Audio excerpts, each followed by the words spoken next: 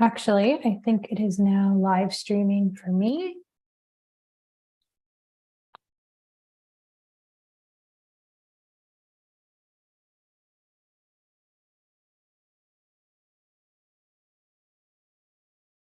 Okay, Deputy Mayor, I think we are good to go. Okay, thanks everybody. Thanks for waiting. Welcome to council meeting number 40, August 9th, 2023. I'm Deputy Mayor John Barclay. The mayor is away on a family vacation. So she won't be watching this live. She'll be watching this at her leisure. So we can all wave hi to Mayor Nancy. We've got a full agenda, but first we're going to start this evening with a Committee of Adjustment meeting, and then we'll get into the body of our council meeting. So what we'll do is, well, first of all, I think before we begin, I'd just like to acknowledge and welcome Karen Dunlop, who is attending for the first time as our permanent CAO. I think it's about time that we called you Madam CAO rather than Madam Acting CAO, Karen. So looking forward to the next couple of years with you steering the good ship of state. Okay, so we're going to get into the Committee of Adjustment meeting. So I'll call it to order, and I guess the time is 6:36. And first I'll ask from members of council or members of the Committee of Adjustment who are the same as council, if there's any disclosure of interest. Deb, would you like to say something? We just need to appoint you as acting chair for this evening. Oh, again. Okay. Yes, that's yes. right. Unfortunately, we didn't make it permanent. We only make it for the meetings themselves. So we'll Okay. start with that. All right. Let's start with that. So we would like to appoint Deputy Mayor John Barclay as our chair for this evening's meeting of August 9th, 2023. And I just need a mover and seconder to get things started.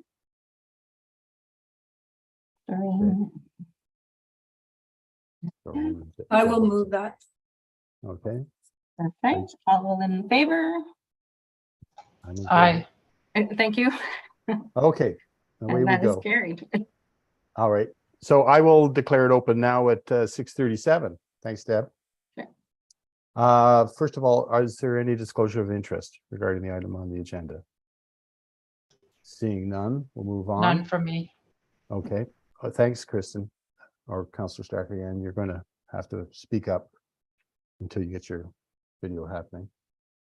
The next item is approval of the minutes, and this would be the Committee of Adjustment meeting on July 12th, 2003. I trust people have had a glance at that, and I'll be looking for someone to move that item. Thank you, Councillor Wilson. And a seconder, I think I see Councillor O'Sullivan. Okay. Any discussion on that? If not, I'll call a vote. All in favor? Aye. Thank you, Councillor Strahan. Okay. Yes. Yep. So the public meeting is open. I guess I've done that twice. The Committee of Adjustment will now hold a public meeting to consider application A-08-23 on the lands located at 97 Alma Street West, Plan 15M 28, Lot 6, geographic town of Kemptville, now the municipality of North Grenville, to reduce the minimum required exterior side yard setback for a proposed dwelling on the subject property. I'm advising you that this meeting is your opportunity to voice any objections or concerns you may have with respect to the proposed minor variance application. If the appellant does not provide oral submissions at this public meeting or written submissions before the committee makes a decision on the proposed variance application, the Ontario Lands Tribunal may refuse to consider their objections. And Debbie Wood, Secretary Treasurer, will keep a record summary of this meeting. Any persons who wish further notice of the committee's decision concerning this matter should give their full name, address, and postal code to Debbie Wood, Secretary Treasurer, following the adjournment of this public meeting. So there's a number of people who are attending. Is anyone here for this public meeting? Could you use the little icon to raise your hand? And I'll ask Megan or Hillary to keep an eye out for that. Are we seeing any hands raised? No? I do not see anyone. Apologies if I'm missing it. Okay. If I may, I thought Mr. Farhat was here for this meeting. I think I saw his name. Is he in attendance? I can't see the full. He is Roster. Mr. Farhat. If you want to unmute and just let us know if you're here for this meeting. Yes, sorry, I was looking for Yes, the he's hand here. button. I'm here. Okay, perfect. Thank Okay, you. Great, great, thanks. Thanks. So I'll pass the meeting over to Phil Mosher, Deputy Director of Planning and Development, who will give an update of the application for 97 Alma Street. Mr. Mosher. Thank you, Your Worship. If we could go to the next slide, please. So the request that's before the Committee of Adjustment tonight is to provide relief from Section 13.2.1 for 97 Alma Street West. Apologies for that. To reduce the minimum required exterior side yard building line from 6 meters to 3 meters for proposed dwelling and garage at the subject property. If we could please go to the next slide. So this is the subject property. It's located at the corner of Dumbrill and Alma Street, and Alma Street West continues just to the lower side of the circle here. Across the road, the committee may remember there was a recent variance decision that happened at 13 and 15 Alma Street East. This is predominantly within a residential area of the municipality, surrounded by singles, semis, towns a little bit further to the south on Dumbrill Street, and within walking distance to parts of the downtown core, namely 200 Sanders Street, the B&H property. Next slide, please. So this blown up version of the lot grading and drainage plan really sort of captures what the essence of the request is. And what you can see is that on this, it shows lot 6. So that's the proposed dwelling that would be constructed. And there's a dashed line, kind of, it mirrors the western boundary of the dwelling itself. And then it goes up to the north, cuts across to the east, and comes down south. And that dashed line represents what the required setbacks are for this property. And as you can see, there is a proposed garage, which would go over the required exterior side yard setback of 6 meters. And just bringing your attention a little bit further to the south, off-site, this is a bit of a unique subdivision in that there's underground infrastructure works that were put in place to convey stormwater within this subdivision and within the municipal right-of-way. So by necessity, it has very limited options as to where driveways and other type of infrastructure like that could go without interfering with that underground infrastructure. So by design, this property is proposing that their driveway would be towards the east side, and with the desire to have a garage, it would not be able to meet the required exterior side yard setback, hence the request for this variance. Next slide, please.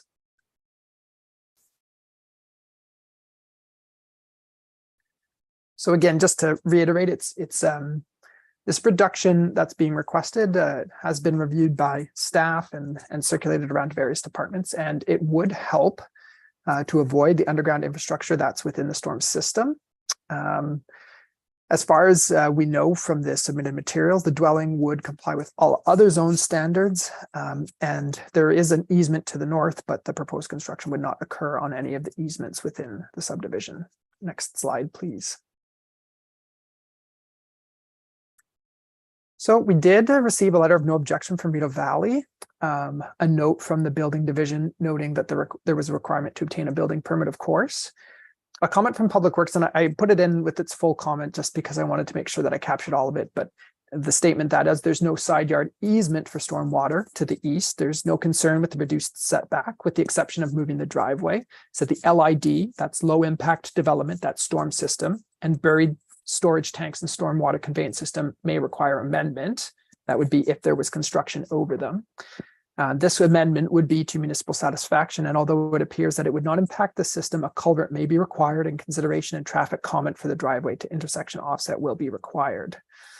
Further to this, we did receive a comment from Bylaw Services noting that if future fencing would occur, that it would not impede portions of the easement nor limit the function of the easement located on the property, which is to the north.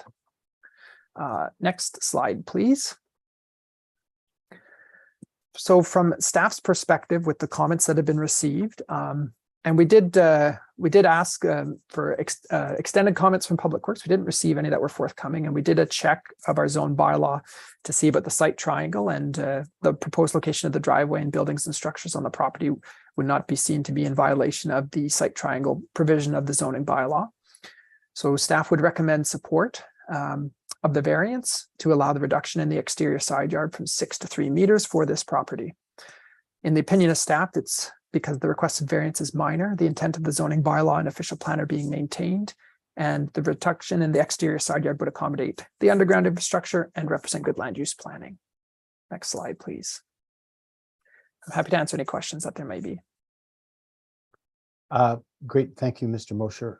I understand that we're going to hear from the appellant if he chooses to speak to his application, followed by members of the public who wish to speak either for or against the proposal, but nobody has identified themselves other than the applicant, so that may not happen. So after any comments from the public, Mr.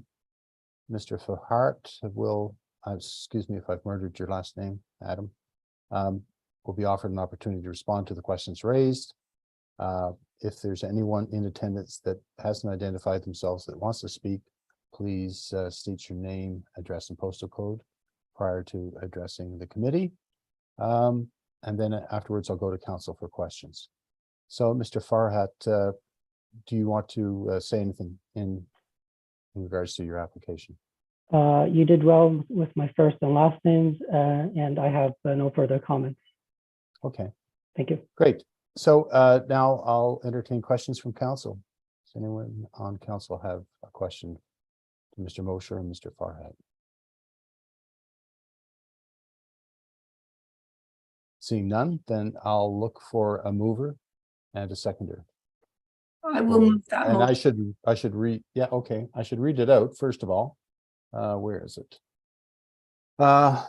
Be it resolved that the Committee of Adjustment approve minor variance application A-08-23 for the lands located on behalf of Adam Farhat on the lands located at 97 Alma Street West, Plan 15M28, Lot 6, geographic town of Kemptville, now the municipality of North Grenville, to provide relief from section 13.2.1 for 97 Alma Street to reduce the minimum required exterior side yard building line from 6 meters to 3 meters for a proposed dwelling of the subject property. It's not exactly as it was presented, but I'm assuming that language will do. Is that correct? Ms. Wood, or? Yes, that language would be fine. Yeah. Okay, so I'm looking for a mover then. Thank you, Councillor O'Sullivan, and seconded by Councillor Wilson. Okay. Now I'll be looking for someone to move. I think it's, we've approved the minutes. Looking for a mover and a seconder to adjourn the meeting. And thank you, Councillor Wilson. And Councillor O'Sullivan, thank you. Councillor Strahan is still having a bit of difficulty with her video. Any discussion? No, there's no discussion on adjournment. So all in favor? Great. And that concludes the Committee of Adjustment meeting. Thank you very much. Deputy Mayor, Yes. I just wanted to point out, I believe Councillor Strahan has dropped off the call completely, just so you're aware. She sent a text to me asking if she could take a bit of a break between the meetings so that she could try again to get her video working. Okay, here she is. So, yeah, oh, she's back. Great. Maybe she's given up, or, yeah, she's coming back. Great.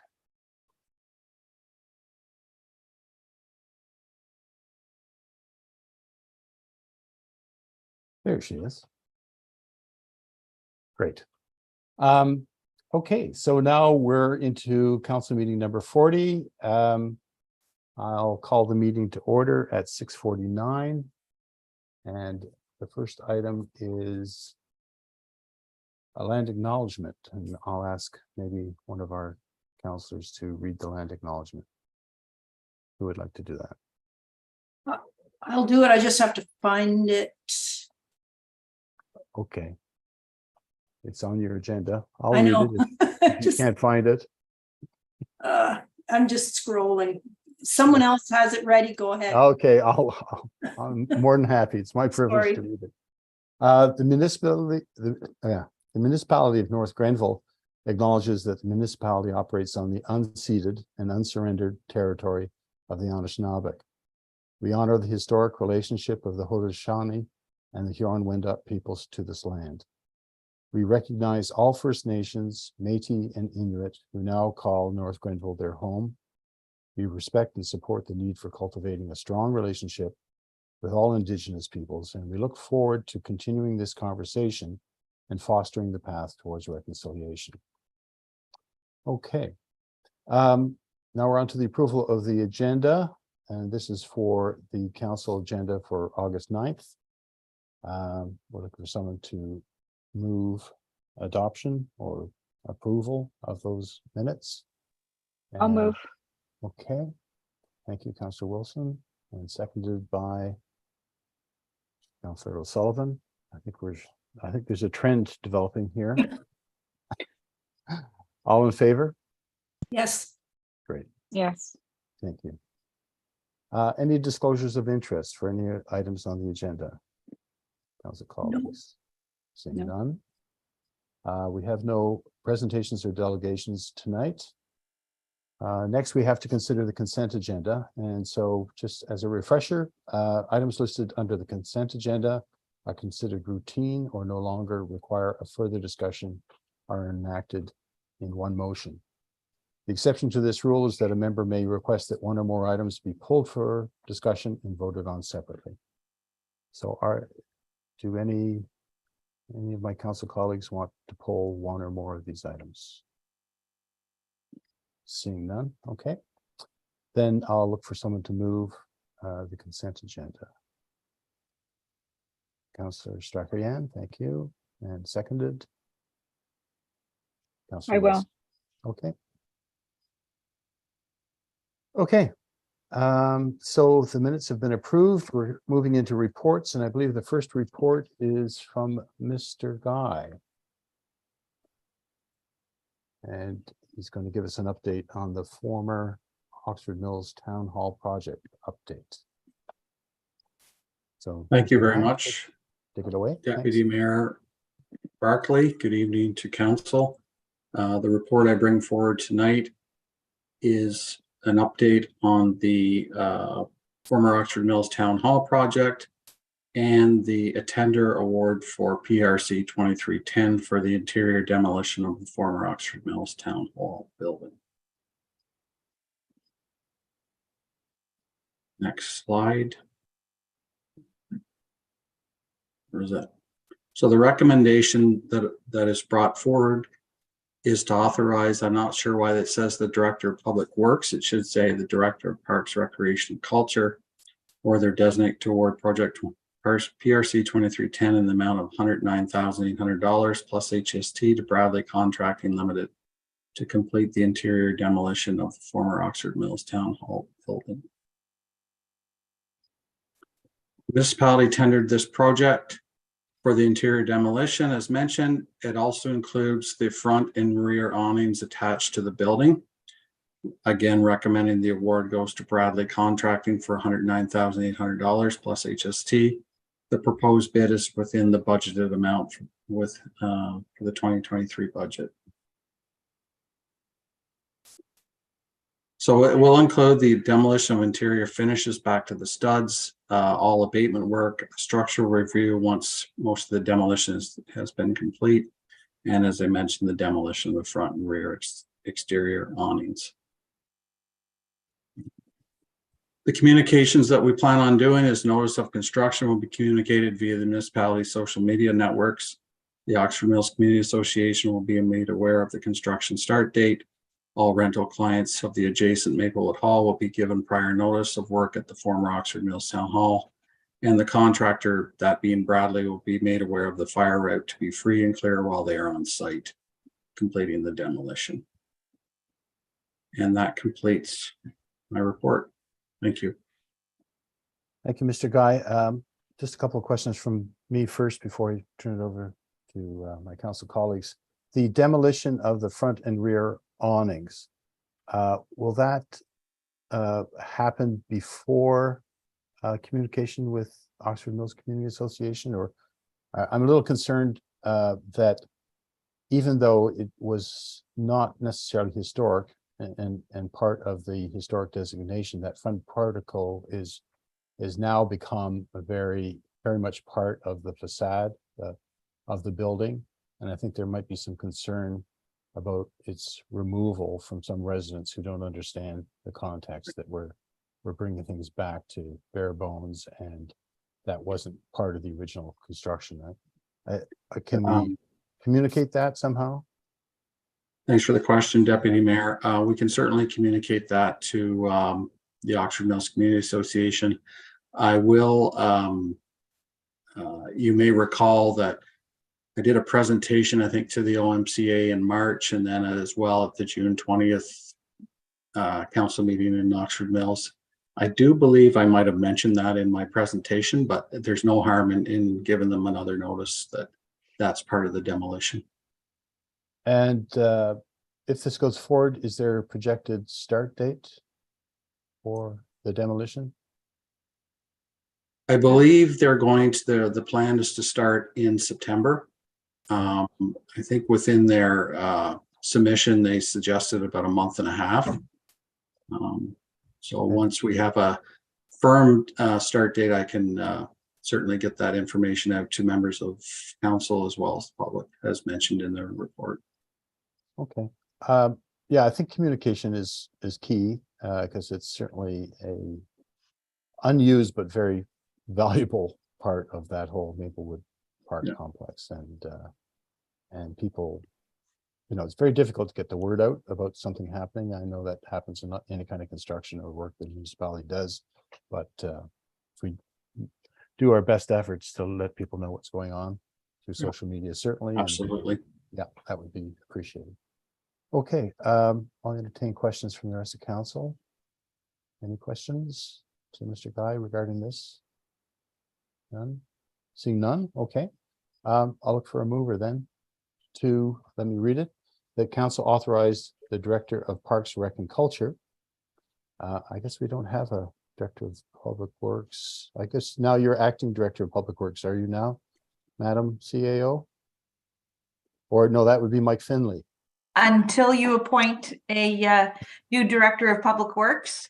Yes, I am still the Director of Public Works, but Mike Finley is doing all the engineering and acting duties on my.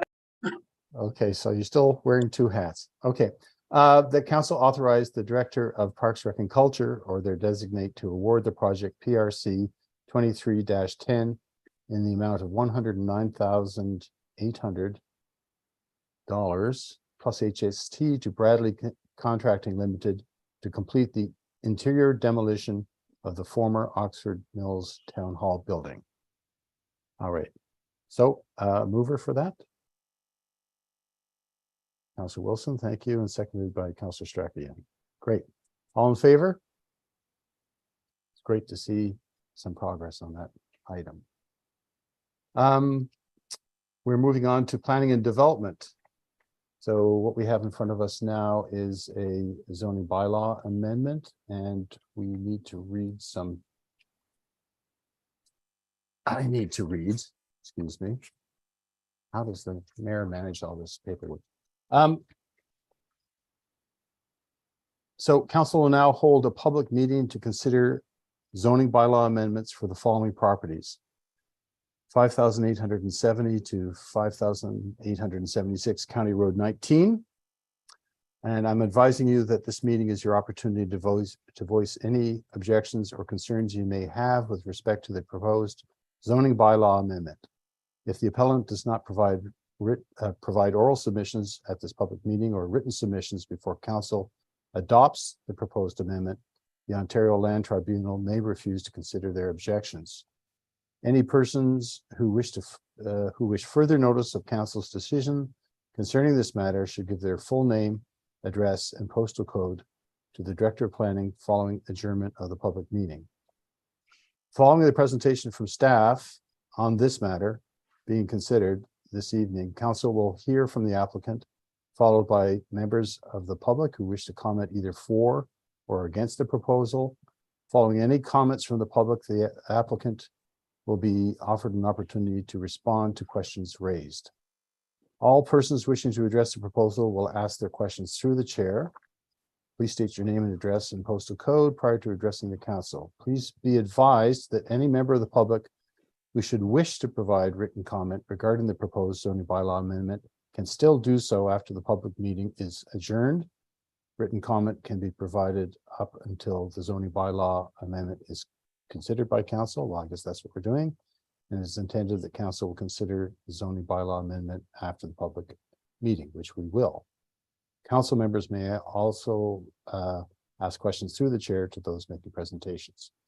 So we start with Mr. Mosher, Acting Director of Planning, and he's going to let us know what this is all about. Take it away, Mr. Mosher. Thank you, Your Worship. Just the Deputy Director tonight, though. Deputy Director, sorry. It's okay. And I believe there will be a. And you can, yeah, you can forget about the worship part. You know, that's we leave that exclusively for the mayor. Old okay. habits, I'm sorry. Yeah, no, it's all right. I understand.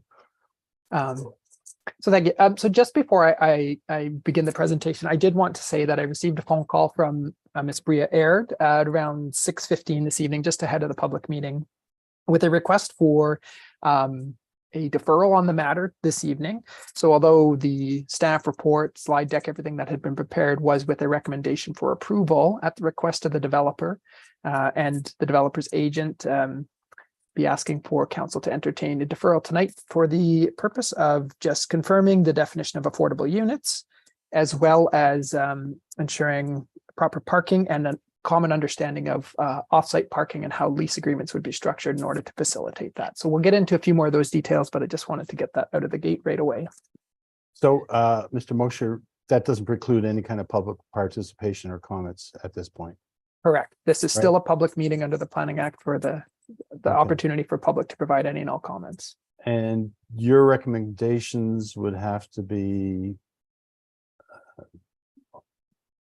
moved and seconded in order to have a discussion about amending them to deferral. Is that correct? Yes, that's right. Okay. All right. Thank you. Okay, no problem. If we could please proceed to the next slide. Okay, let's give it a minute. I think it's loaded now for everyone. So I just want to point out, this is a concurrent application to amend the official plan and zoning at the subject property. We're going to show a map just very shortly.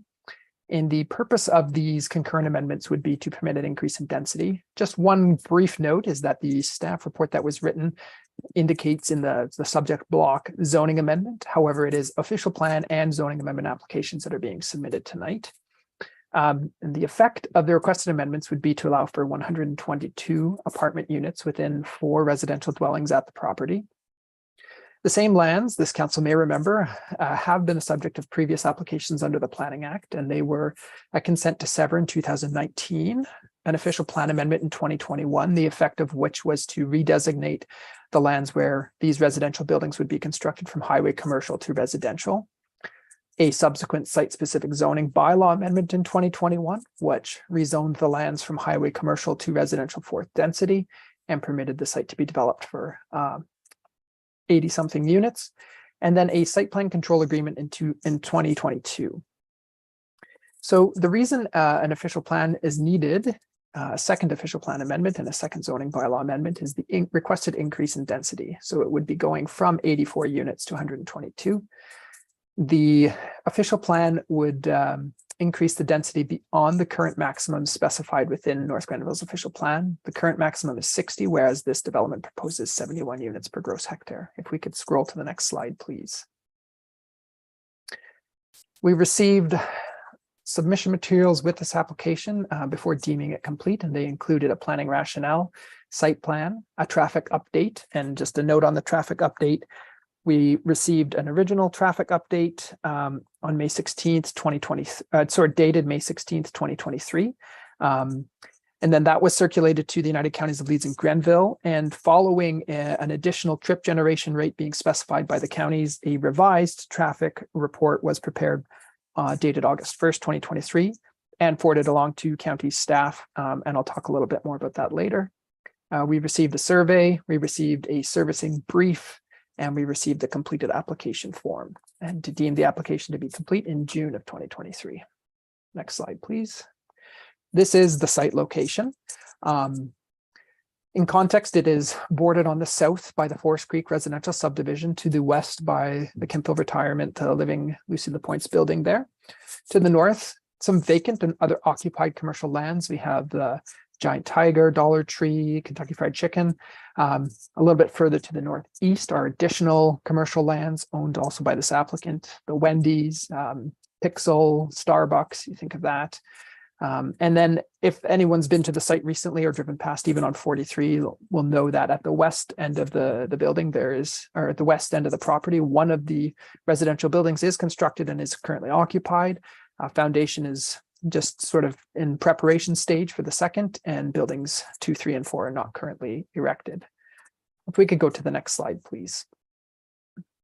So this is the schedule from the zone map. So again, the zone was changed in 2021 to residential fourth density with an exception to vary certain provisions of the zoning bylaw. Next slide, please. And this is the site plan, the most recent one that we've received.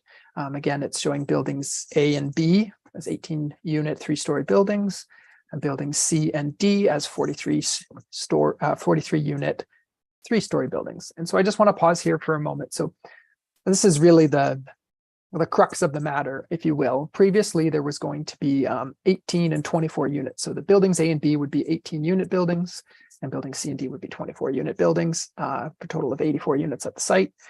And this request would see building C and building D increased in number of units. With that increase, there's no requested increase in size, footprint, area to those structures. There would be a change in floor plan to accommodate an increase in units. So some of the unit mixes would be changing, an increase in the types of studio apartments and single bedrooms versus single and 2-bedroom units. And with that, within each of those 43-unit buildings, 12 of the units would be constructed as barrier-free units. So this is really it in a nutshell. Again, no change to the existing site plan or layout, any of the parking spaces, pathways, landscaped areas, building location, footprint, height, any of that. This is proposed to stay as is, other than the increase in units. Next slide, please. So within the province of Ontario, and being a policy-led discipline, planning always considers the policy documents that apply to specific developments. So we look at the provincial policy statement first, then we go down to the upper tier county official plan, and finally into North Grenville's official plan. So there is going to be some repetition through these slides, but just to discuss that this application is consistent with the provincial policy statement in the opinion of staff, because it's promoting an efficient development, accommodating an appropriate mix of affordable and market-based mix of types, developing at an available and appropriate site.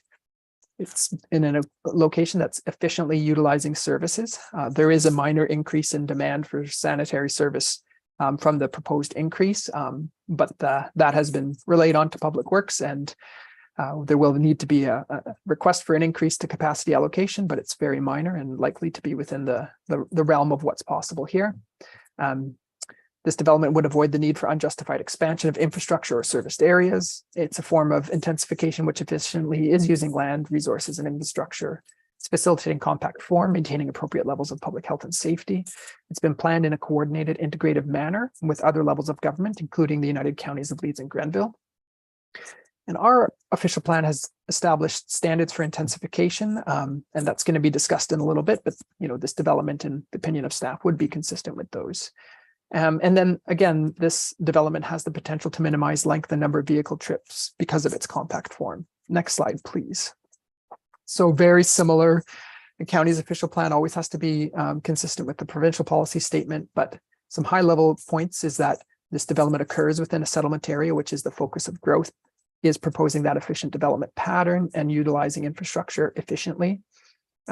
It's promoting higher density, and this helps the counties achieve their goals for intensification. It provides alternative housing types. So these are apartment style dwellings, of which we have a smaller proportion within our housing unit mix, and provides a bit of a diverse type of housing. And approval of this type of development could help the counties delay urban expansion within the North Grenville area. Next slide, please. So from a municipal official plan perspective, this development would help to further the vision of North Grenville, bringing a shift to the municipal housing stock by providing more higher density units, including affordable units. It's managing the growth forecast of North Grenville by intensifying on a vacant/developing site in an appropriate location where there are services available. It's meeting the objectives of the residential designation. It's satisfying several objectives of North Grenville's housing policy, and it addresses bonusing policies of the official plan by proposing 17% of units as affordable and 19.6% of units as barrier-free. Next slide, please. So within the planning rationale that was submitted, this table's been adapted from that. Of note, the sort of key takeaways from this slide is that there is a request for a reduction in the number for density, which allows an increase in density on the site. So from 206 meters squared per unit to 142 meters squared of land per unit. That is really the key change or difference. There was a suggested minimum unit size of 35 meters squared. But as staff, we just think it might be cleaner to just remove that requirement altogether and let the building code dictate the minimum unit sizes. It follows the similar process that we've taken for other minimum unit sizes within other areas of the zone bylaw. And then finally, there has been a request to reduce the number of resident parking spaces within the development. So if that was approved, it would mean that rather than 122 residential parking spaces, there'd be 98 at a rate of 0.8 spaces per unit. Now, to the developer's credit and the planning consultant's credit, they have certainly come up with a robust rationale for why that is a defensible position. But in the opinion of staff and based on the ability for the development to share parking with the adjacent northern site, we think that there's the ability to provide all the parking spaces that would be required under the current zone standard. Further, our opinion is that through a long-term lease agreement, it would specify the number of and location of spaces that are provided off-site. And if following occupancy of the buildings, all 4 of them, it was demonstrated through observations by a qualified professional that a reduction in parking units is okay, staff would be comfortable to bring a future housekeeping amendment back to reduce the minimum required parking spaces at this site. But until such time as the buildings are built, occupied, and the parking is fully realized, staff is not yet comfortable to recommend a reduction in the rate for this specific development. There's no change to the amenity area. It's as it was, although there's a slight change to the requirement for the total amount of amenity space based on the shift in unit mix. Next slide, please. So we did receive a number of comments from external agencies, as well as internal agencies and members of the public. We received a comment from Emergency and Protective Services noting that proper self-evacuative systems will be required. In addition, a comment that civic addresses will need to be assigned and that fire safety plans will need to be reviewed annually for buildings of this size.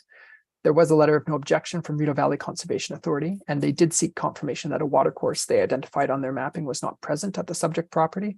I can verify through a site visit I undertook at the subject property, there was no watercourse present.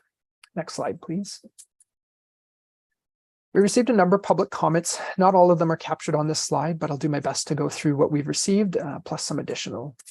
We received an email from Mr. Andrew Pitt stating his opinion that parking reductions should not be granted as part of any increase in density for this property. An email from Miss Liz Tulloch requesting additional information, including the number of units, whether there would be any change to height or footprint of the proposed apartments, and whether parking reductions are requested, and what was the nature of the official plan amendment. So just to kind of reiterate, there's no proposed change to height, footprint. The request is for the increase in the number of units at those buildings C and D. A request was relayed to staff from a Mr. Roger Giroux inquiring if the proposed amendments would increase the number of stories of buildings at the property, to which the answer is no. And then a letter was relayed to staff from a Mr. Bill Kozak, who summarily requested that the amendments be denied by council. Next slide, please. I just want to say we also received a few comments from the United Counties of Leeds and Grenville. So we had some back and forth with them regarding traffic. I mentioned that we received the first one dated May 16th and then the revised traffic report August 1st. We did send it to the counties, so that was with their preferred trip generation rates. So that provides a more conservative estimate of traffic volumes. And with that more conservative estimate, with the higher planned for rates specified by the counties, the conclusion of the traffic report was still that no traffic modifications were warranted on County Road 19 and that the site operated as intended. And we did receive comments just today from the United Counties of Leeds and Grenville that they had no concern with the findings of the traffic report. An additional comment from county staff was just a caution to ensure that however the parking is handled off-site, the shared parking, that it's done so properly, either through a zoning amendment or an easement or another instrument of such kind. And then finally, we received a lot of comments, questions from members of council regarding this particular development. So staff tried very hard to answer all of those questions as they did arise. They do form part of the public record. I'd be happy to discuss any of that as needed. So anyway, all of that to say that while staff would say that this development should be recommended for approval, to amend the official plan to allow for the increase in density to 71 units per gross hectare, and then to subsequently approve the zoning bylaw amendment to allow for an increase in density, decrease in minimum lot area per unit, and then allow for parking to be off-site and decrease and removal of minimum unit size. We did receive a last minute request from the developer for deferral of this matter this evening to ensure that parking, affordable units can all be figured out. So that concludes my report, but I'm happy to answer questions if there are any. Yeah, thank you, Mr. Mosher. I'm sure council will have some questions. I certainly do, but I think we can afford the applicant, if they wish, to make a presentation, or it's up to them. They can wait till council's had a chance to ask their questions and respond to those questions. So I note that Mr. Mulligan and Mr. Scholdice and their planner, Rhea Aird, are here. I don't know if you had planned to make a presentation, but maybe there's some things that you can address in the report from Mr. Mosher, or we can just go straight to council questions. It's up to you. Thank you. Yep, Oh, go pardon me. ahead. Thank you, Deputy Mayor. Yes, I'll keep it very brief, but I Okay. think it would be good to just provide a bit of additional context for, first of all, the change that you see before you, as well as the request for the deferral. So certainly in questions, Kevin and Larry can speak to this more, but they came back to FOTEN earlier this year, identifying a strong demand for additional smaller and less costly units. And so that has very much driven the request for the increased density in those two buildings. So it is a response to market conditions. As noted by Mr. Mosher, nothing about the site plan has changed. This will simply allow more smaller families, particularly older individuals, to live in a location that's close to a number of services and amenities. With respect to the request for deferral, as noted by Mr. Mosher, there is a proposed amendment to allow parking to be located off-site on the commercial properties directly north of the site. And it's the developer's intent that those be accommodated on the lands that are currently undeveloped. A site plan application will be coming forward for those lands, in the coming months. But the version of the draft zoning bylaw amendment that we received last week did not have the exact wording for the the provision to allow offsite parking. And we just wanted a chance to take a look at that and review and make sure that it wouldn't in any way add complications to the development of that site in the future. So we're confident it can all be resolved, but Kevin and Larry had requested the deferral just to ensure that we don't run into problems.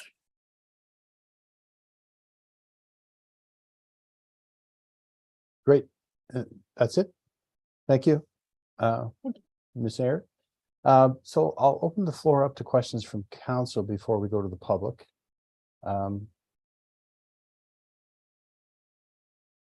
Does anyone on council have questions? Okay, go ahead. Councilor O'Sullivan. Thank you. Can you hear me? Yep. Okay, thank you.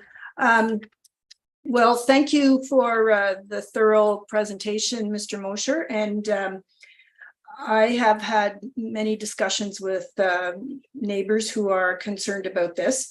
I think it's a good use of land, and we absolutely need the more affordable housing and those units of that type. So I think it's important that we proceed with the intensity increase. My main concerns are traffic and parking. And so I have a couple of questions about the site too, because how it looks like. I think the building that exists right now is a very nice looking building. And I assume that the others are going to be the same style. In fact, I'm confident the others are going to be the same style. So one of my questions, just to confirm that the landscaping plan that we have from 2021 is going to remain the same with the green space and the plans for the trees, etc. And that the green space and the landscaped amenities, landscaped area and the pathway is all going to remain the very same. So that's one question. My second question regarding traffic, I was concerned about all of the traffic from these buildings coming out onto County Road 19, which is just a little bit north of Wellington Road access, and there's a number of accesses there. It would make sense that people who live in here may want to come in and out of the property using County Road 43 by then just making a right-hand turn and going out if they were heading to 416. So my question is, when County Road 43 is done and there's a roundabout at the access, if you're looking at the site map, and maybe we could have that site map back up, the roundabout that would come into the Kemptville Retirement Living and then into the commercial property in front of this residential development, that would be a way in and out for traffic from here, as well as further on the existing roadway that comes into off 43 into the Giant Tiger area. So I don't have a pointer and I can't do it, but I think where it would come in at Kemptville Retirement Living, would that road and the other road be available from the time these buildings are built? So that's one question. Would the traffic be able to use those access points, assuming that 43 is well underway at the same time as these buildings are finished? I just like to jump in here. If it's possible, in one of the attachments, we have a proposed draft site plan of the commercial area north of the residential area that would show out or describe some of those access points to 43. I'm not sure which one that is, but that might be helpful for us to see. Well, the what's one that planned. was just, oh, okay, I know what you mean. Yeah. Yeah, you know which one? It was an attachment. It's the one we have, right? That Well, shows. Kevlar Village's proposed- central presentation. I believe the last link on that page.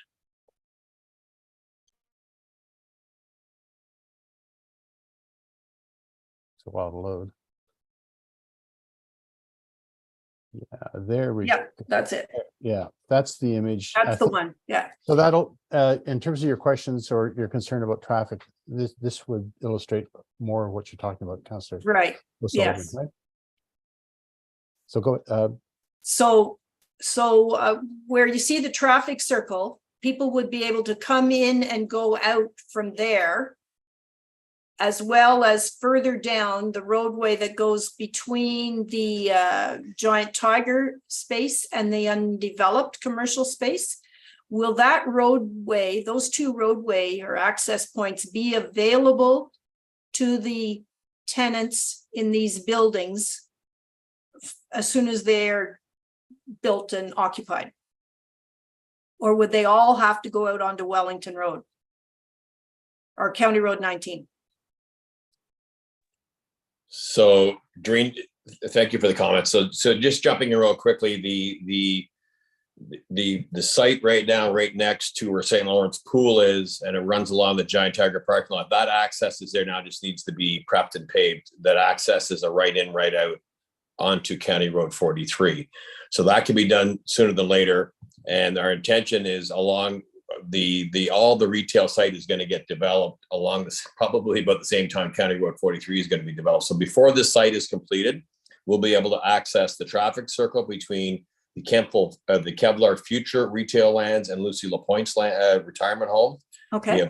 We have a second right out, not a right in, at the just at the exiting of the traffic circle. We have a right in, right out exiting now that's already there for the Giant Tiger site. And then beyond that, there's another traffic circle at County Road 19 and 43. So yes, this is all going to be developed at the same time.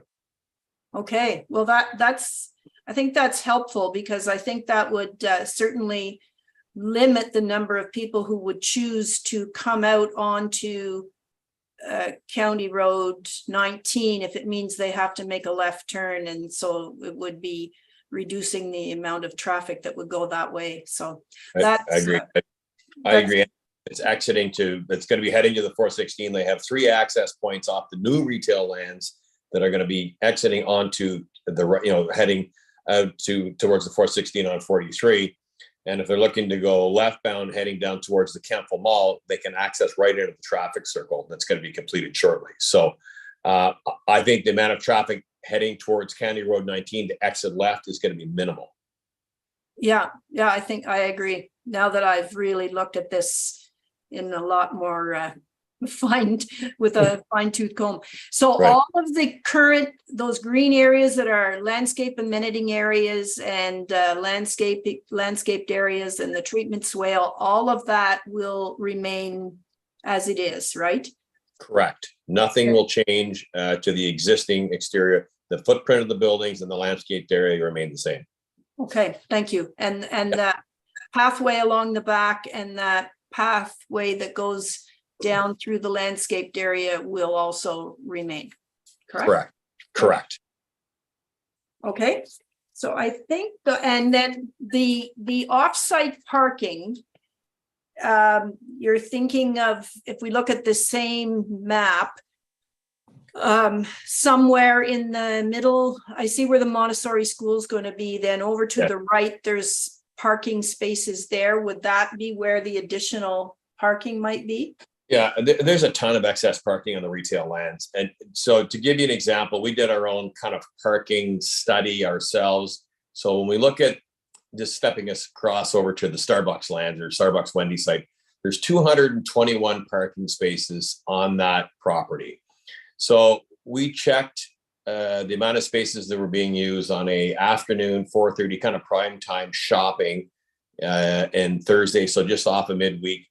And there at 4:30 in the afternoon, we counted just over 50 cars being parked on 221 spaces. And then checked it again at 7:30 at night, and there was mid-20s cars parked at nighttime. So then when we slide across to the Giant Tiger site, there's 146 spaces available on the Giant Tiger site. Primetime 4:30 mid-afternoon traffic, we were counting mid-30s in the cars, and then in the teens, like 16, 17 cars parked at 7:30 to 8 o'clock at night. So there's a lot of excess parking in the retail. We expect the same right next door when we do the new retail lands. And we could put a general lease agreement so you can cross from the residential lands onto the retail lands because we own both sites. Okay, thank you. So then one more question. This is a really Yeah. good map here, maybe two questions, sorry. Mhm. So where it says shared parking in a shaded area in front of the Giant Tiger, is that the space you're talking about for? Well, we could utilize that. We were showing that as a possibility if you're looking for extra parking. That parking is available. When we counted the amount of spaces being utilized, there was literally 0 cars parked in that part of the parking lot on the Giant Tiger side when we did our own parking study. But that land is available there. But if they want to be a little bit closer to the residential site, there's going to be excess parking on the new retail lands at the same time.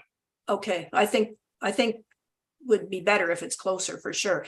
So There's a ton of spots available. I know that some of the constituents in the Forest Creek neighborhood are concerned about cars being parked on the streets, and that's something that's just simply not going to happen. We're going to have well-lit parking lots where they're safe. We have security cameras throughout all our sites where if somebody was going to park their car outside and leaving it overnight, it would make perfect sense that they were going to leave it on the retail site if it's off-site of the residential.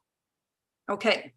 So this roadway that goes out between the Giant Tiger area and then the undeveloped commercial area, there will be sidewalks along there so that it would be a safe way for people from these residential areas or from the commercial areas to walk out and then access the multi-use path that will be along County Road 43. Yeah, when we extend the current part of the driveway there is now exiting out on 43. So it runs along where St. Lawrence Pool is right now.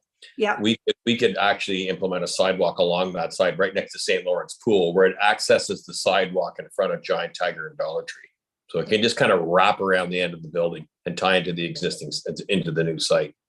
Yeah, I mean, though, a sidewalk that would go all the way out to County Road 43 to where the multi-use path will be, so that people who are walking into this area, people who are cycling into this area, that active transportation will be considered in this, even the commercial site plan. Yeah, we there again, we haven't submitted site plan for the retail lands, but we could implement that in. We're just getting ready now to submit for site plan approval on that site. So we can look at adding something to access the multi-use trails. Okay, I think that's important. Okay. Really important. And just to confirm that these 4 apartment buildings, that you will have a bicycle parking for each one of them, a rack, and that you're considering a storage shed for residents to store bicycles in, correct? Agreed. Yeah, as we discussed, so each site's going to have a bicycle parking on the outside of the building, and then we're looking for a paint to match building, small building for storage of bicycles for some of our tenants. A lot of our tenants don't drive. So walking and bicycling is going to be, and we're seeing that now. Mm-hmm. Yeah. So, okay. Yes. Okay, I don't think those were my main concerns. So. Okay. Thank you very much. You're welcome.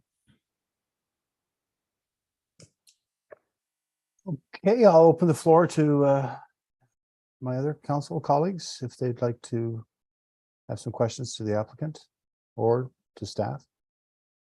None from Councillor Wilson, Councillor Strakian, anything?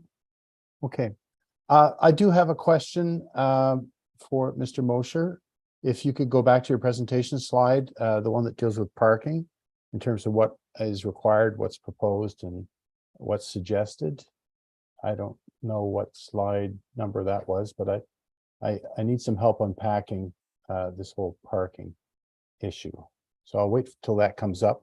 I'll just, while I'm waiting for that, I note that we're in the process of conducting a parking study for downtown Kemptville.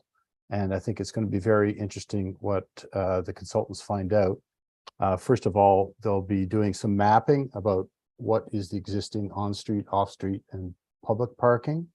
But more interesting to me is the utilization of those available spaces. And I've always wondered a little bit of how we arrived at our required parking ratio of, I guess, for residential new builds of 1 space per unit plus 0.25 spaces for visitors. So there is a difference between what was proposed and what staff is suggesting. I'm wondering if you can walk me through that again, Mr. Mosher. What I'm seeing is that they are proposing 0.8 spaces versus 1 for 98 spaces and 31 spaces for visitor parking with 24 located off-site. So, you know, through my math, 7 visitor spaces will be on-site. And what you're suggesting, what staff is suggesting, is not 0.8 spaces per unit, but a 1-to-1, as is our current parking ratio requirements, and 31 spaces with 31 visitor parking spaces with 24 of them off-site. So we don't have any discrepancy here between visitor parking off-site, and I think Councillor O'Sullivan brought up some interesting questions about where that off-site parking might be located, and certainly closer to the building units would, in my mind, be a lot more desirable. And perhaps that's part of the reason the appellant is looking to defer, so we can iron out some of that and be a little bit more specific about where those off-site visitor parking spaces are located. So in general, what's the connection? Okay, how do I put this? I don't see the use of overbuilding parking spaces. And I don't have any hard data to quote because we're in the middle of a parking study, but it seems to me from my own observation and from the parking study you've done, Mr. Mosher, related to another development, that, observing the spaces available versus the spaces used, there's a real discrepancy. So I'm curious about why you're falling back to this 1-to-1 ratio for resident parking versus accepting or considering at least the 0.8 spaces per unit, the 98 spaces.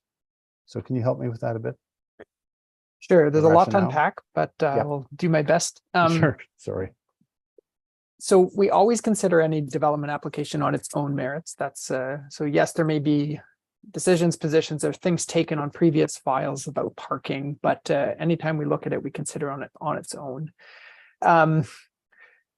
Previous to this file, and on the heels of, I think, questions from other councillors, in particular, I think it was Councillor Strachan, maybe even like eight to 10 months ago, this sort of question about why do we have the rates that we do has come forward. And I don't have a very good reason. I myself am not a parking analyst, a traffic specialist, a parking traffic planner, or anything of that nature. So what we did is said, like, okay, within other similarly sized municipalities within Eastern Ontario, what's an average rate? Are we within the ballpark of like what we would see of the Carleton Places and the Smiths Falls and those other types of communities, the ones that are like us in terms of growth, have limited or no transit service? Are we anywhere in the ballpark of like typical parking rates? And the answer to that was, yeah, we are quite similar to those types of communities. Maybe a little bit on the low side. Some of those communities require, 1 parking space within a garage plus 1 within the driveway. So that's kind of the backdrop in terms of the understanding of, at least our closest, nearest neighbors. But to be honest, and I try to be as honest as possible, it is a lot on tradition or older standards that have been applied. So that's kind of like why we're here and why this sort of standard. And then in terms of the 0.8 spaces per unit, I think I just want to put a bit of an asterisk on the staff suggestion, because what we are proposing as staff is almost like a hybrid. It's meet the requirement today at this point in time, provide those offsite spaces, but following occupancy, if the analysis demonstrates that you would not need to have all of the spaces required, that it's possible then that through a housekeeping amendment, you could through a site specific sort of thing, you could say, okay, less parking standard is available here, and it makes sense through that build out and observations. So I guess that's kind of the reasoning, thought process, and rationale. And the other thing is that there is an additional lot of parking that's available to be used, and probably will serve, even if there's no formal lease agreement in the future, will probably serve as some sort of informal offsite parking for people that are visiting the property. At this point in time, with the proposal, there would be the dedicated spaces and signed for residents and visitors alike. I don't know if that's a particularly satisfactory answer, but that's the answer that I've got for you tonight. Well, thank you for that. And it's something that, you always want to rely on evidence, and I guess until you build it and you have the units rented, you don't really know what's going to be required. But I would think the developer in their calculation is taking into account the market that they intend to. They're not interested in building units that they can't rent, but we're not in that kind of environment right now. I'm sure they'll be sold out in no time, but they're building units, I think, to a specific demographic. And maybe I'll go to the planner to sort of, or to Mr. Mulligan or Mr. Scholdice to explain what is the market demographic that they're trying to serve in building more studio and one bedroom units. And I note that in the buildings 3 and 4, there won't be any 2-bedroom units. There won't be any units at all. Originally, there was going to be, I think, 13 or 6 or 7 or 2-bedroom units, and now there's none. So it'd be interesting to hear their rationale about why they're going to 0.8 versus 1-to-1. Sure, John. So, Kevlar right now is pretty much the only developer in the Kemptville area that's actually building rental product right now. I know there's a few other projects that are potentially going on, but we know from ourselves, we've been reached out by several developers wanting to know if Kevlar wants to buy their property and take their sites over because they don't have the ability to build, whether because of financing with construction costs or interest rates approaching 7%. But we're moving forward and doing that. And what we're trying to do is we're trying to capture all the markets in the rental. We're not just trying to build the higher end product at $2,500 a month, $3,000 a month. We are talking to people every day, every week, every month, and we have for more than a year and a half when we started moving forward with the Kevlar Village Central. And the phone calls that we're getting, and 90% of the calls that we get are from seniors. Most of them are single, whether it's a male where his wife has passed away or vice versa, where they just simply can't afford. Lucy LaPointe Building has got a beautiful facility. It's wonderful. And if that suits your needs, that's great. But it's $4,500 a month to start. Neil is going to build a beautiful project down next to Kemptville Building Center in Kemptville Mall. It's going to be wonderful. It's going to be well done. I know his projects. I know the guy. He's a quality developer, but it's going to be expensive. And what we're seeing is people simply can't afford to spend $2,500 to $3,000 a month. So the product that we're giving is, you just can't create affordable space out of the air. You just can't build units that are 1,000 square feet and rent them out for $1,500 or $1,600 a month. Construction costs now are approaching between $400 and $450 a square foot. Interest rates are 7%. We can all do the math. It doesn't work. So we have to make the units, we have to purposely construct the units to make it affordable for those people. So that's what we have to cut on square footage. We're not cutting on quality. And to answer, I think, Doreen's question, or maybe it was Deb, about the exterior facade of the building, we're keeping it the same. It's going to look the same. It's just on the inside, we're just cutting down on square footage. We're not building a poorly constructed product, but you might not get quartz countertops. You might not get in-suite laundry, but you're going to have all the appliances. You're going to have laundry on each floor, not just in a dedicated laundry room. So we're trying to make sure we capture those needs. But the people that we talk to, we're physically talking to the people that are looking for rental units. They're fine with the square footage. They're happy with 500 square foot bachelors. It works for them, and it works at $1,500 a month. You know, if you look at the CMHC standards right now for affordable renting, they're classifying it per door as $1,535 a month. That's classified from CMHC. That's affordable. We think we can capture that. So what we're doing at Kevlar is we're actually going to go ahead and, we're actually going to build the stuff, right? We're not going to just talk about it and, and then everything gets ghosted and nothing gets out of the rug. We're going to go ahead and build this product, and we're going to fill it. And we're offering product that is to everybody. If you can afford $1,500 a month, we have something for you. If you want 1,000 square feet in a 2-bedroom unit at $2,500 a month, we have that too.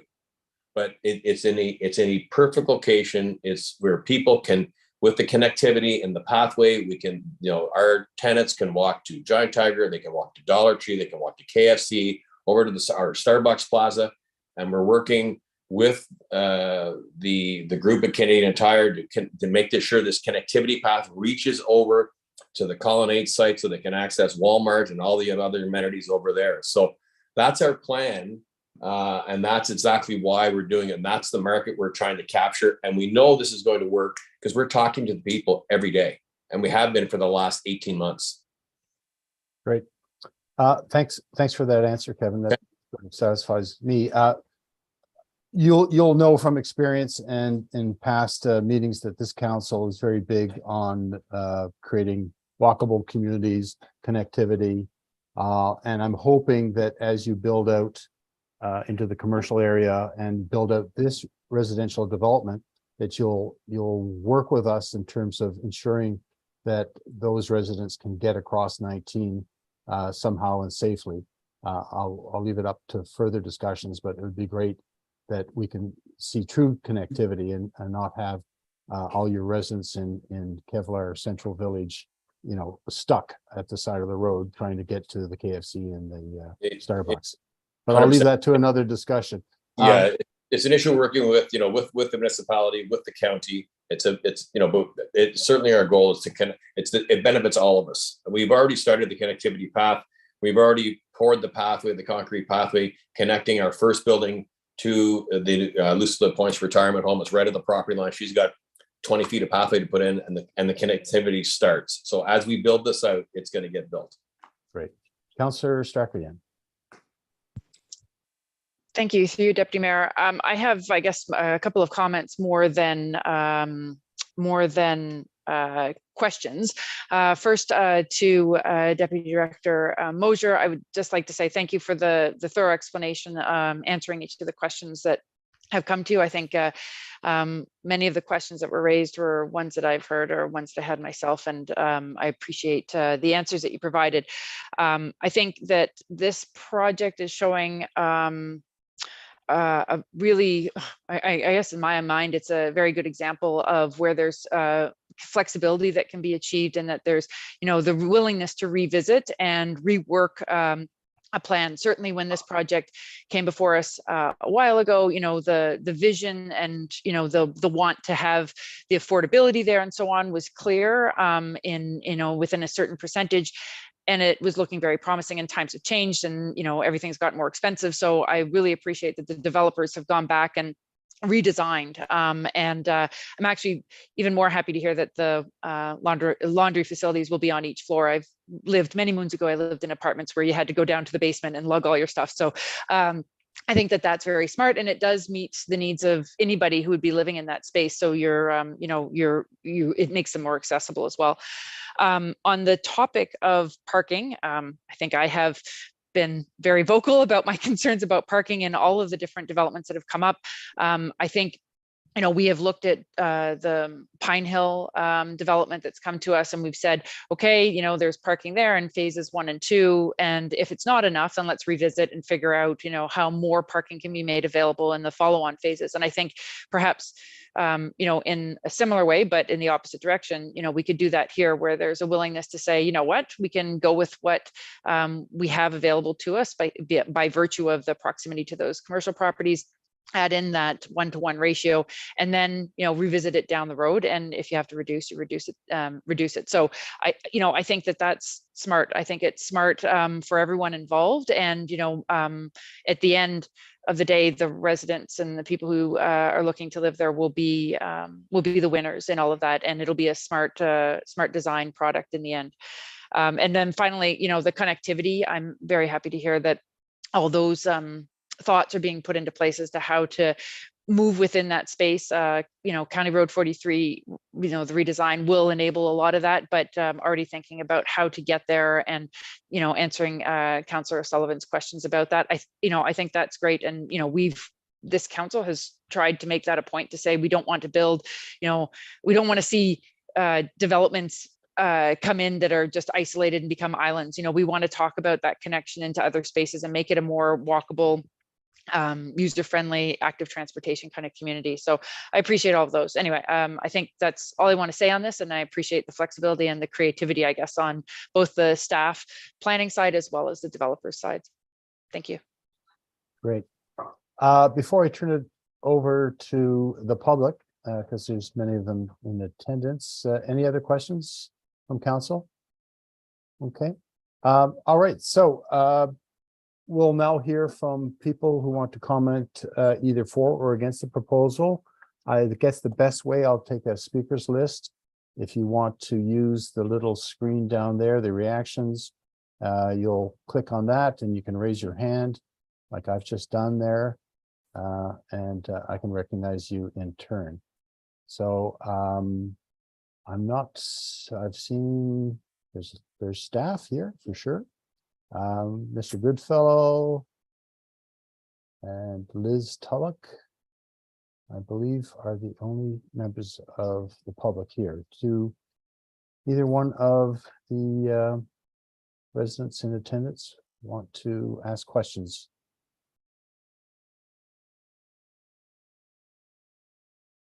Seeing none, then I guess we need to address the recommendation that, or I guess we should close the meeting. Is that what we're doing next? Give me some help. Thank you. Right. So we're closing the public meeting. If there's no comments from the public, last call. Okay, so I guess I'll need someone to move to close the public meeting, or can I just declare it closed?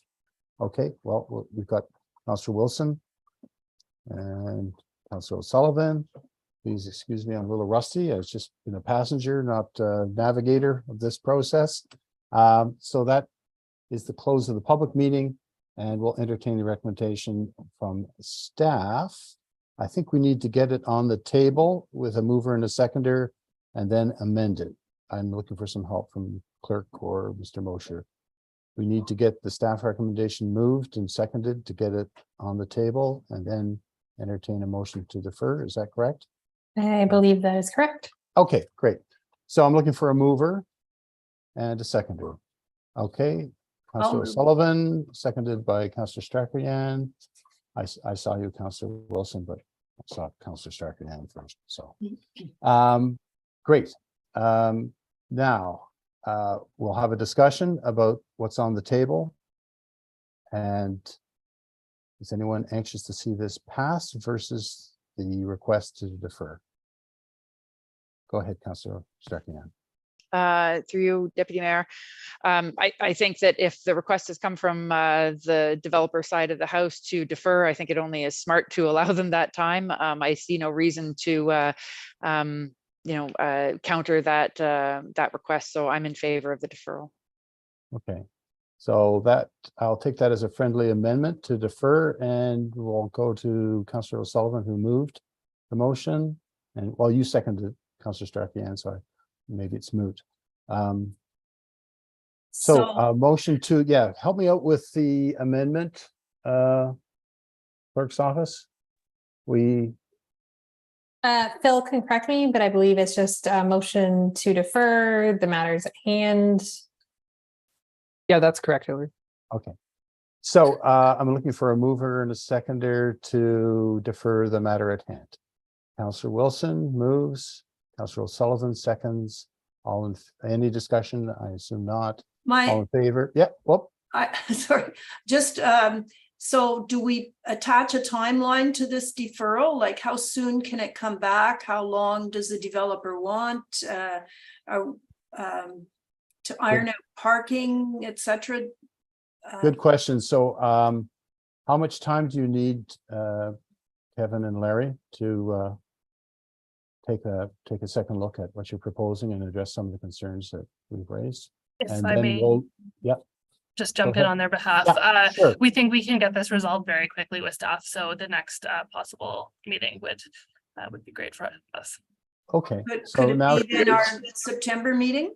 well, let's go to the clerk's office and see Okay. what's in the pipeline and when we can do it.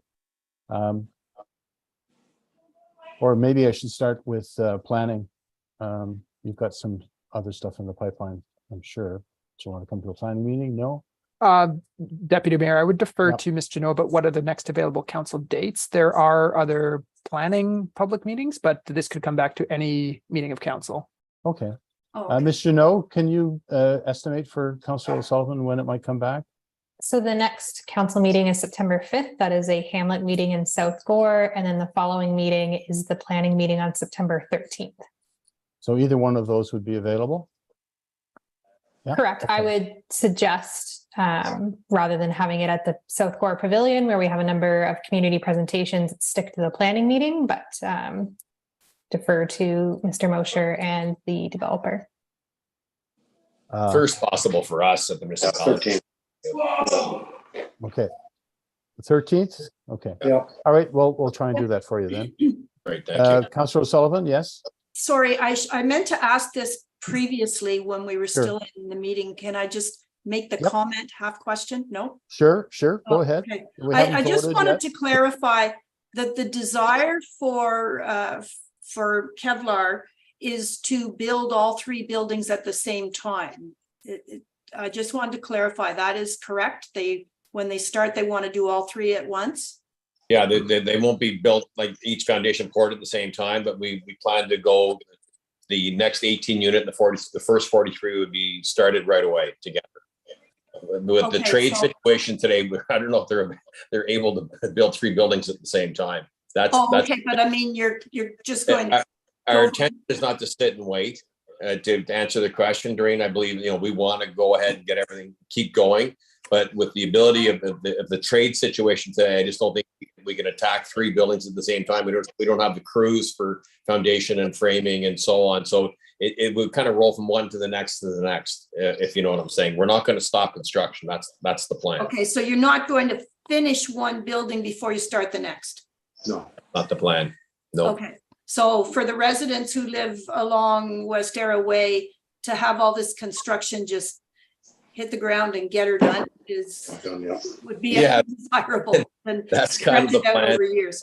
I can say safely that, the Forest Creek community was very respectful of our build.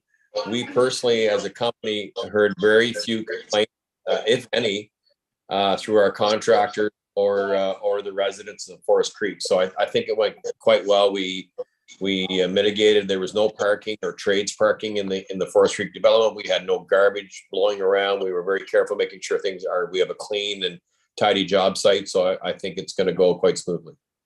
Great. Well, I checked in with people along there as well, and things seem to be going Great. pretty well. I didn't hear any complaints either, so thank Great. you. Thank you. Okay, I'm going to call the question then to defer the matter at hand. All in favor? Great. Thank you very much, Larry and David. Kevin, sorry. Not interested in changing your name, I guess. Okay, and Miss Aird, thank you for your time, and Thank you, John. all the residents who attended. Thank you all. Okay. Usually the mayor asks for a comfort break. I'm fine, but I will defer to anyone who wants to raise their hand, take a 5-minute break. Yep, 5-minute break from Councillor Wilson. Can we restart in 8:05? Give us an extra 3 minutes. 8:05. See you all back here. Great. All right. Thanks, everybody. See you in 8 minutes. Thanks, Kevin. Thanks, Larry.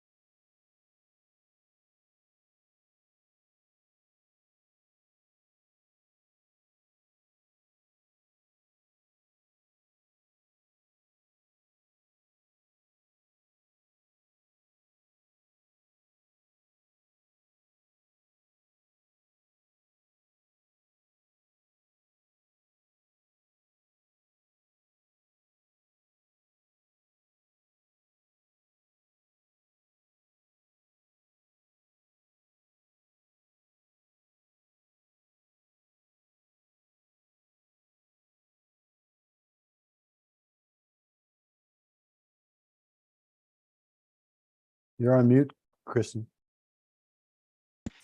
Good, because I was discussing something with Zach.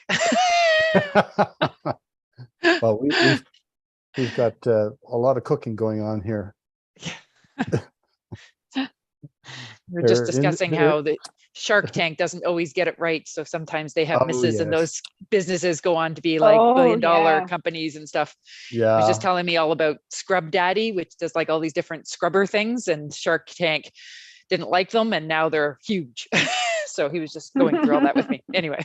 My sailing buddy was on Shark Tank, but they didn't air his segment because I think it was too embarrassing. He got totally trashed. no. Totally trashed with his better Christmas tree stand. Oh, really? Yeah. So they record more than they edit and air. No doubt. I'm pretty sure they could do an entire show on just the Oh, just the disasters. outtakes. Yes. Yeah, people bursting into tears. Their hopes and Did you dreams have shattered. did you have a great sailing weekend? Oh yeah, always do. Yeah. People always say, "Oh, have a great time," and I don't know what to say because it's always a blast. It's a blast. Okay, so if everybody is here, we can. Oh, we're live on YouTube. Here, we better. Are we recording? Yes, we are. Recording is in progress. Welcome back, everybody. We've got some other items on the agenda today. The next one is a recommendation from bylaw regarding asking for a noise exemption. And I believe who's presenting that on behalf of bylaw is Mr. Barbeau. I will be deputy mayor. Barbeau? Okay, who said that? Amy. Amy. Oh, I'm sorry. Thank you, Amy. Take it away. Perfect, thank you. So we have received a noise exemption request for a property at 14 Voyager Street, which is in the Settlers Grant subdivision. If we go to the next slide, please. So we received a noise exemption for 14 Voyager Drive for August 26th from 6 p.m. to 12 a.m. It is for a wedding with an anticipated attendee list of about 150 people. So close family and friends. Next slide, please. So it would be located within the rural residential neighborhood of Settlers Grant. There are 20 properties within the 120-meter circulation area of the property. So our noise bylaw does require that we notify neighboring property owners 10 days in advance of the council meeting where the matter will be considered. And those notices were mailed out on July 24th. Next slide, please.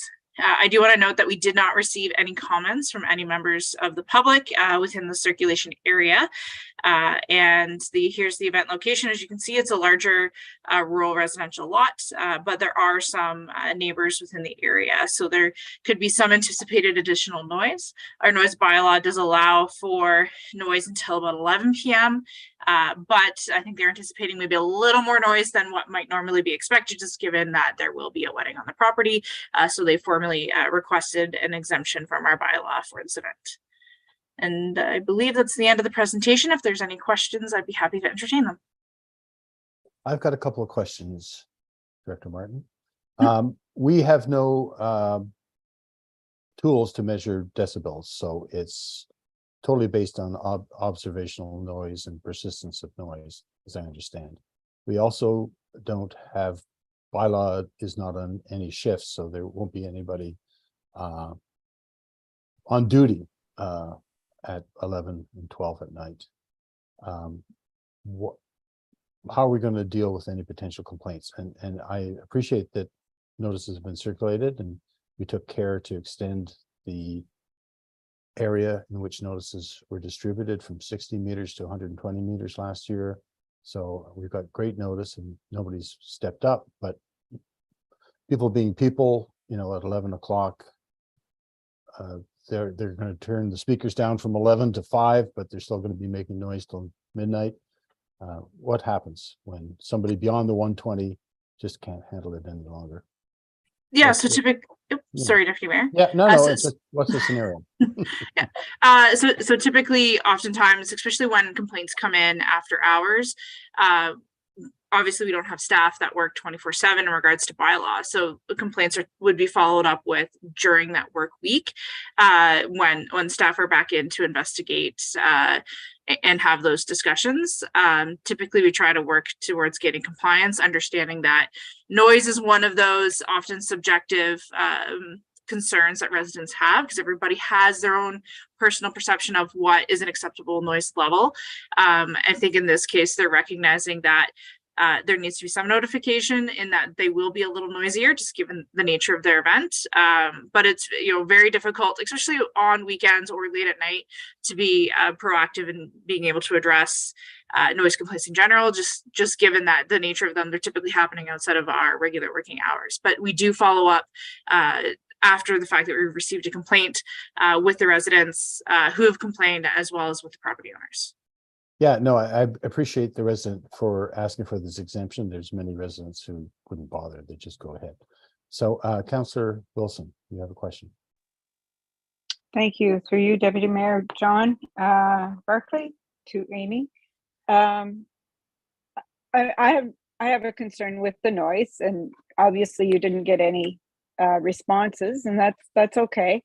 My other concern is the number of cars that are going to be parked in the area. Is there, and I know they're not asking for parking exemption or anything like that, but would they be, are they going to be on both sides of the street parking? Is it going to be hard to get an emergency vehicle down there if something should happen? I was looking out for that more than the noise. Thank you, Councillor Wilson. Through the Deputy Mayor, to yourself. The noise exemption wouldn't contemplate parking. Certainly something that we can raise with the individuals to ensure that their guests do their best to try and park on one side of the road so that they're not creating any potential issues with emergency services. As you can see, it's a bit of a larger lot, so I'm not certain if they have some plans in regards to accommodating on the property, but it's something that we could just pass along for their consideration, but it wouldn't have any purview in regards to the noise exemption before council this evening. Great. Thank you. I didn't think so, but it was just a thought.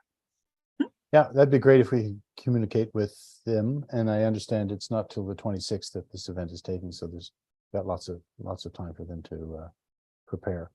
Any other questions regarding this request? Would someone like to move approval? Thank you, Councillor O'Sullivan, seconded by Councillor Strakian. Any further discussion or questions? All right, I'll call the question. All in favor? Great. Thank you, Director Martin. The next item on our agenda is either going to be presented by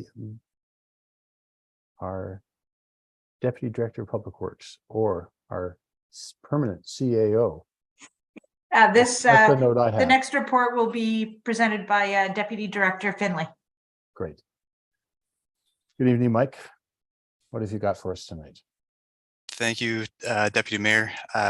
So the report I have for council tonight is in regards to project award for the Van Buren and Kiernan pipework replacement. These are two of our water stations with aging pipeworks in both of them. And they were separate budget items through our budget process. However, in an effort to see better costs come through, we decided to issue a tender as a single project. They're similar in nature, just at different locations. So we are looking to award that project. Next slide, please. So the two recommendations that we are looking for, unfortunately, two tenders that were received were both over budget. We did review the lowest tender that was received, and it was deemed compliant with the total amount of $290,447.41, excluding tax. I do want to note $25,000 in that was set aside as contingency. So if there aren't additional costs required in the project, it would be just over $265,000. So we weren't as far over budget as that kind of looks. There's that contingency place in there as well. But just to ensure we have enough funds to complete the projects, we are looking for an additional $50,000 to come from our transfer to equity to increase the overall budget for these two projects from $250,000 to $300,000. Next slide, please. So as I mentioned, what we are looking to do is to retrofit some pipeworks at both the Van Buren and Kernahan water pump stations. Again, this is pipeworks that draw from our wells, pump the water to our reservoirs, and then also take the water from the reservoirs and pump out to our distribution system. We also looked at these projects as opportunities to improve the piping layout, to improve future maintenance. There was some confined space locations and items like that that we wanted to modernize and improve for staff moving forward. Phase 1 of the Van Buren water pump station was completed in 2022, and this was pipe works from the pumps to the distribution system, so leaving the station. Phase 2 of Van Buren is coming from the well site to the reservoirs, or to the reservoir, sorry, and then again from the reservoir to the pumps. So there's a bit more pipe works there. We did do the design for the Kernahan retrofit last year, and of course now we're looking to do the actual construction. Next slide, please. I guess we just kind of went through that. So the scope of work for the Van Buren station was replace the well discharge piping, replace all of the suction piping. So that's the two service pumps, as well as the high lift pump or the fire pump. And then because there was an older reservoir that was abandoned many years ago, there is some remnant piping from that reservoir that we're going to remove from this station just to help reduce any potential cross-contamination that could happen. For the Kernahan station, again, we're looking to replace the well discharge piping, and this will improve a lot of the confined space that's located at that station. And also we're looking to replace the two service pump suction pipe works. Next slide. So we did receive two submissions, both were over budget. Like we mentioned, when you look at the 290,000 and actually break that down, it's not quite as much. Just trying to pull my report up quickly here. So for the Van Buren pump station, the lowest tendered cost was just over 114,000, and that was an approved budget of 100,000. So we're looking for a variance of just over 14,000 on that project. The Kernahan pump station had a lowest tendered cost of just over 151,000, and the approved budget there was 150,000. So there's only a variance of about $1,000 there. Altogether, it's $15,447.41. So it's not a huge amount, but we would like that contingency as well, just to make sure that all those projects can be completed. We did look at reducing the scope, potentially removing some of those levels of work. However, having the contractor on site, having them completing both projects, we felt breaking them up would increase that overall cost if you did the different stages and getting different contractors to complete the work. So we didn't recommend this going that route. And we are recommending to reallocate the funds as well and complete the full scope of the project.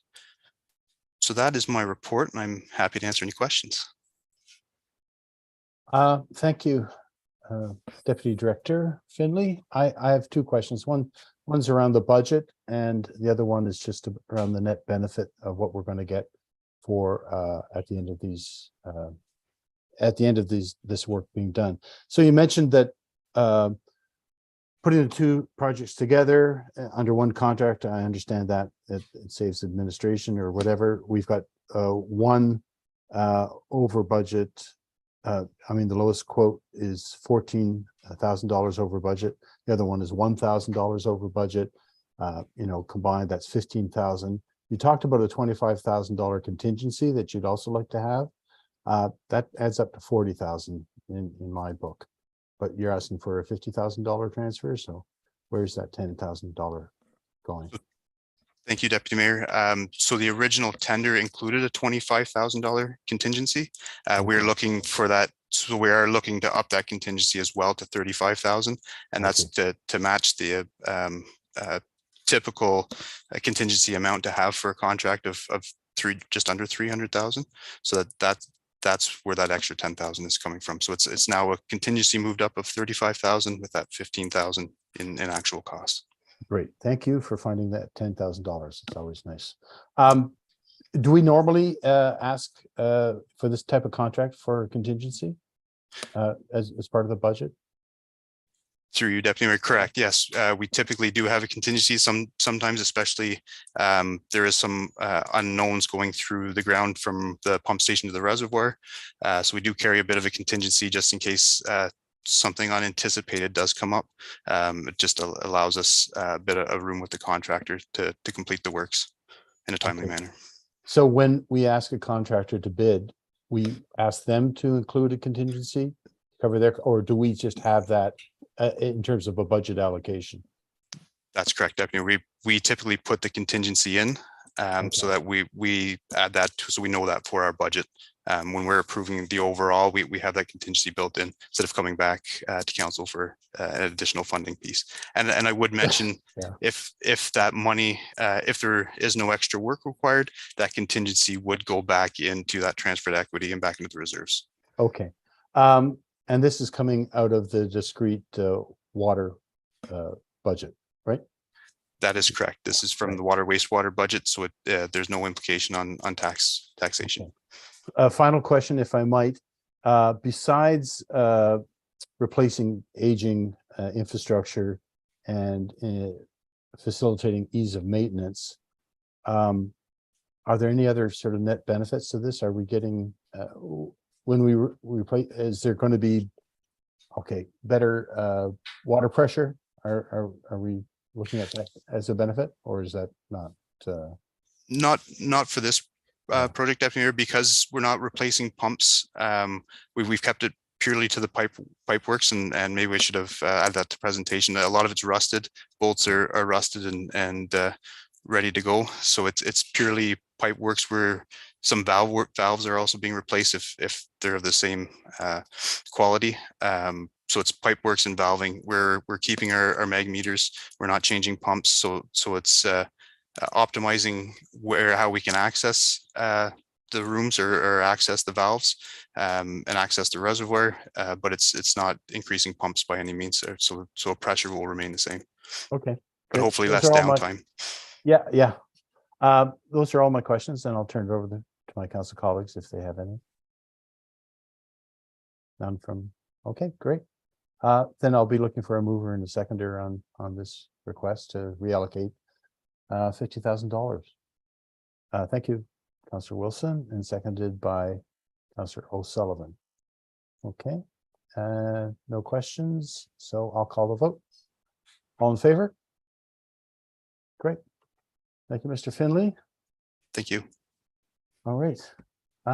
Over to you, Madam CAO. You're going to talk to us about the detailed design for Elvira Street West. Oh, no, there we go. Mr. Bro. Is this That is correct. Ryan will be presenting this one. Great. Thank you, Ryan. Perfect. You can hear me okay? Yep. Perfect. Good evening, everyone, and thank you for having me. I'm here to recommend the award of project NG 23-24 for the Elvira Street West detailed design. Next slide, please. Right off the bat here, I would like to clarify and amend the one of the items within the presentation here, as well as the report.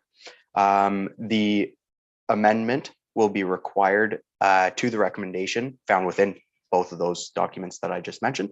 The reallocation of funds is now recommended through reserves and not the engineering consultant's allotment.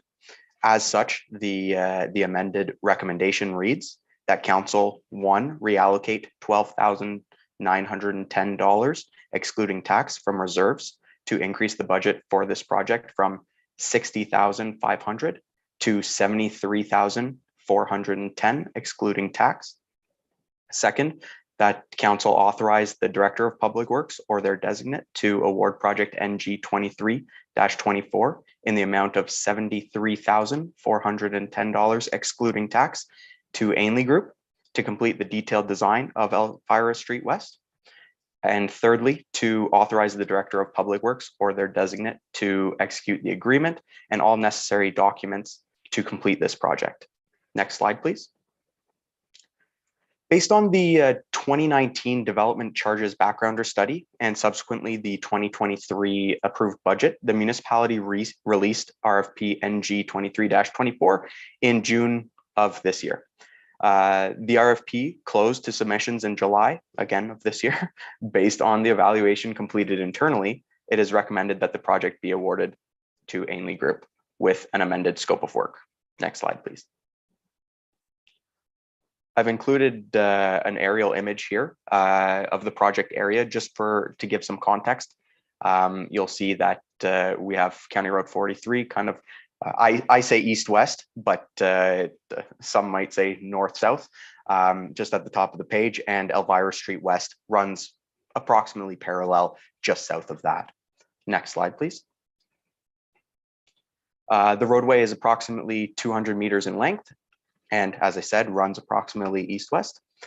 The roadway abuts both residential and institutional land uses. Next slide, please.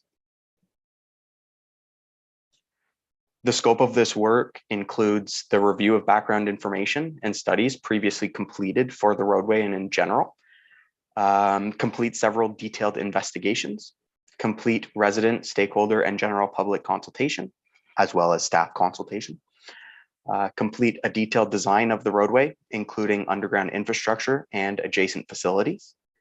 And lastly, to develop a cost estimate, a Class B cost estimate to be used for future budget considerations.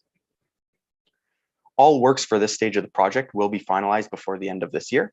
Additionally, budget impactful items will be completed prior to 2024 budget deliberations. An update to the project will be provided at that time. This concludes my presentation. I would be happy to answer any questions.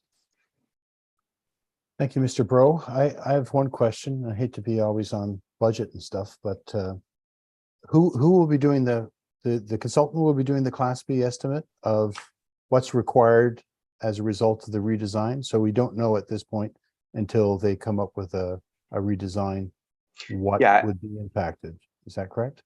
Exactly. The Class B cost estimate will follow the design and just be a fulsome cost estimate for the construction project, including as well any CA works, any inspection works, that type of thing.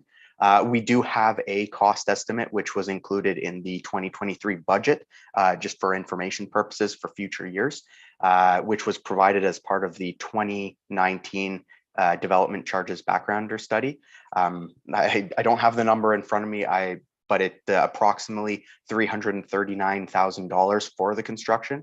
I will note that that was completed in 2019, and that that estimate is not to the detail of the Class B that will be provided as part of this project. So we do have that as a background, but definitely would rely on the Class B cost estimate based on the details that would be provided. Okay, so the 2019 development charge study identified the redesign of that as being $339,000 once we had a design in place. Without the number in front of me, approximately that number. Oh, yes. okay, yeah, okay, I won't hold you to that. Just for my own education, I often hear people talk about a Class D estimate, which in my mind is complete ballpark, pluck it from the sky kind of thing, with a, give or take, 20%, 30%, 40%. So what is a Class B estimate? I know a Class A estimate is something you can hold people to and write a contract, but how, so what makes something a Class B estimate versus a Class C estimate? I'll throw that one at you. Yeah, definitely. So the way the class system works for cost estimates, obviously, like you mentioned, the Class D is a very preliminary. And as you work through the letters up to A, it gets more and more detailed. So a Class B is based on a detailed design and subsequently a Class A would be when we actually receive tenders. That's the formal amount provided by the contractors. So the Class B is what is expected as part of a detailed design, and is what is expected prior to the submission of tenders. Great. Okay, that's it for my questions. Council colleagues, do you have any other questions for Mr. Bro regarding this detailed design? And finally, why is a detailed design necessary for Elvira Street West? What's wrong with the road right now? In today's condition, in the existing conditions, there would be improvements made to support the existing residents as well as future development along the roadway. The detailed design will be looking at the roadway conditions itself, facilities such as pedestrian movements, active transportation facilities. It will also be looking at the underground utilities, being the storm sewer, the sanitary sewer, and the water main. Some of the infrastructure that is along Elvira Street is not anticipated to be replaced as part of this construction, as the condition is not at that stage. But what is required will be part of this detailed design. Final question for you, or possibly the CAO. So besides the age of the road and the way it was constructed, there's a number of residents on it, but it's not a great deal. It seems to me that the trigger for this is potential development at the end of Elvira Street. Is the developer liable for any of those costs? I mean, through development charges? I mean, if something is developed at the end of the street, they're definitely going to benefit from the upgrade. If I may, Ryan? Yep, sure. So Deputy Mayor, this is basically a rural cross section. It is in an urban development. It needs some upgrading. It still needs a sidewalk. There is a ditch, or the lack of a ditch. So the stormwater facilities are not your standard urban level of service. But yes, you're right. There is a proposed development at the end of the road. They are, as part of the site plan preliminary negotiations, we had discussed some cost sharing for things such as sidewalks when they're finally constructed, because it is a facility that we haven't had in the past, that are expectations and level of service today. And also the removal of a ditch with the storm. It is a 40-foot cross section. So it's very tight. And with the level of expectations of service for a higher density development at the end, potentially at the end of Elvira Street, the townhouses, and the redevelopment of the Bayfield building, it is something that was recognized as the development charges background are for a growth product. So it's been identified as DC eligible. Correct. Some of the improvements that we've done. Okay, great. That's it for my questions. Again, if there's any other questions from my council colleagues on this item, happy to hear them. No? We haven't moved or seconded it, so let's do that now. Who would like to move this allocation of funding? Nope. Nobody? Yep, there we go. Councillor Stracher-Yan and Councillor Wilson seconds it. Any other further questions? No, I'll call the vote. All in favor? Great. Thank you, Mr. Bro. Thank you. Next item, correspondence, none. Well, it's part of the consent agenda. The BIA minutes of June 19th. No other business. Any notice of motion? Okay. Introduction and consideration of bylaws. Have we considered, are we clear on that? Ms. Chanot, or? Yep, all have been considered. Yep, great. Period for questions from the public or the media. I don't see anybody attending that would be identified as the public or the media. Did we receive anything by email? Not that I am aware of. Okay, great. So we need to pass a confirmation bylaw that to confirm the proceedings of council at its regular meeting held on August 9th, 2023, be adopted and passed. Looking for a mover and seconder for that. Councillor Wilson, Councillor O'Sullivan, great. And call the question. All in favor? Great. Need a motion to adjourn. Non-debatable motion. Thank you, Councillor Straker-Yan. He's moved it and seconded by Councillor O'Sullivan. And so this is the end of my maiden voyage as chairing these meetings.